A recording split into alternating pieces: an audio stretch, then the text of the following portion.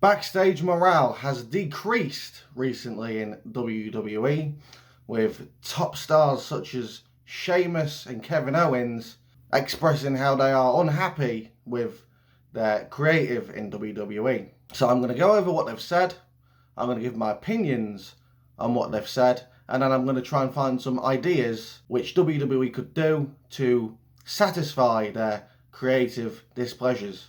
But before I start that, I finally hit 100 subscribers. I know it's not a very big amount, but it's a win for me, it's a milestone, and now on to the next one of 200 or 150 or whatever I get to in the next few months. So thank you everyone who has subscribed to me, and thank you to the future people who will also subscribe to me. Not only that, but my SummerSlam review hit 1,000 views within a day, 1K in one day. That's the best result I've had from a video ever, so that's great. Thank you everyone.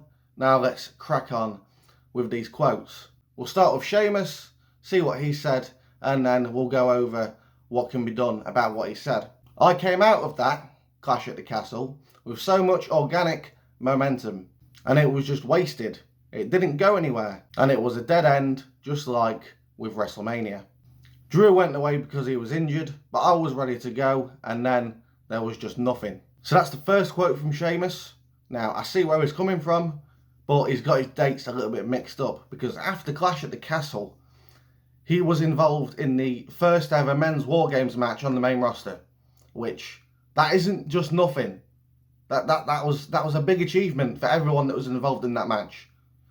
And why did he get the match? Because he was involved with the Bloodline. Speaking of the Bloodline, Sheamus has some things to say about them. Obviously, there's the luxury of getting all the storyline time and everything. I feel like he's made the most of the opportunity he's had. But I feel like there's guys on the roster begging for that amount of time to tell their own stories. Sheamus also commented about the Brawling Brutes being a flop after 2022, and how Roman Reigns was not cared about by anyone before 2020. Now, Sheamus is very pissed off. Sort of understandable, but at the same time, Sheamus has done everything he can do, apart from win the IC title.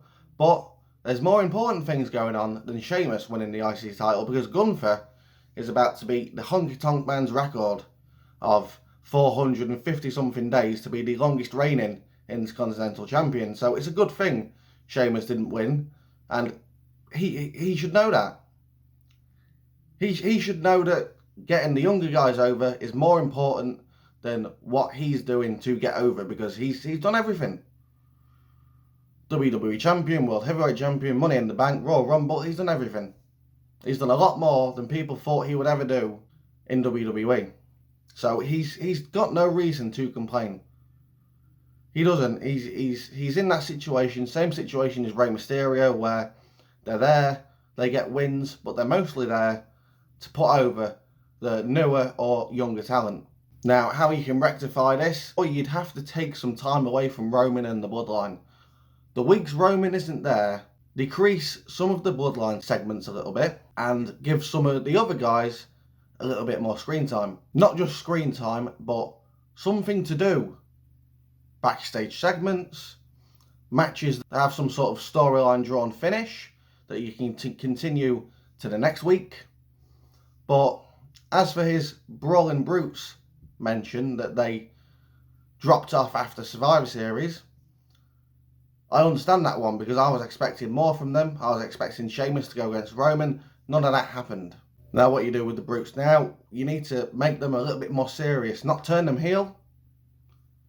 You can't just go turning them heel, which is what I would have done, but you can't do that because the Street Profits have just gone heel, and there will be too many heel teams compared to the babyface teams. Maybe give them a slight repackage, give them some backstage segments, some vignettes, give them a more serious feel without turning them heel. Now on to Kevin Owens. I did not pull the quotes from Kevin Owens because it was mostly full of fluff, complimenting the Usos, complimenting the tag titles, and the things he said, the main points are all mixed in with the fluff. So I'm not going to sit here reading fluff because it's quite a long quote.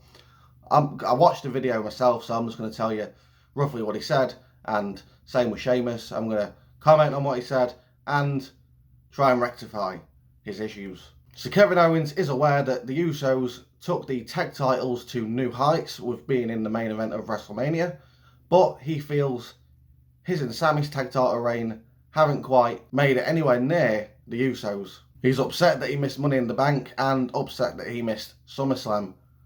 But those aren't his main concerns. His main concerns are he needs a good storyline for the tag titles. So Kevin Owens isn't going anywhere near as far as what Sheamus just did. Sheamus went a bit over the top with some of his comments, especially the more I've seen that I didn't bother to pull here because video would be way too long. But Kevin Owens is just saying that he wants a better tag title run. And that's fair enough. That's fair enough. The tag titles were the main event a few months ago and now they're not even on the pay-per-view. So how do you rectify this? Well, first of all, we need more teams and we need to split those tag belts. Those tag belts need to be split. Obviously, you can't just go beating them for one of the tag belts. Unify them, give them some new belts, and then give a tag team on SmackDown a new set of belts. Obviously, not give them to them, but set up a tournament, and then SmackDown and Raw have their own separate tag belts, and they can all tell their separate stories on their separate shows. Because one set of tag belts between two shows just isn't working for the tag division. And then there's obviously all the frustration from all the women, all the female wrestlers, but they're always frustrated, so no point going over that. You could give them everything and they'd still be pissed off. They'd still be unhappy. And they'll never be happy. So there's no point going over what they've said or what they're frustrated about. Everyone knows what they're frustrated about. Becky and Trish didn't make SummerSlam. Rhea and whoever she was facing didn't make SummerSlam. So, nah. I mean, you get 2 women's matches on every pay-per-view. The 2 women's matches were filled up. No one wants more than 2. And be honest, you don't. You don't want more than 2, especially when the 2 we were given at SummerSlam were not rated at all by people. The crowd was silent. Nobody cared. They love complaining online, but when it comes to actually caring, they don't care. And those are the WWE wrestlers who are frustrated, what they're frustrated about, and how those frustrations can be rectified. Thanks for watching, and I'll see you soon.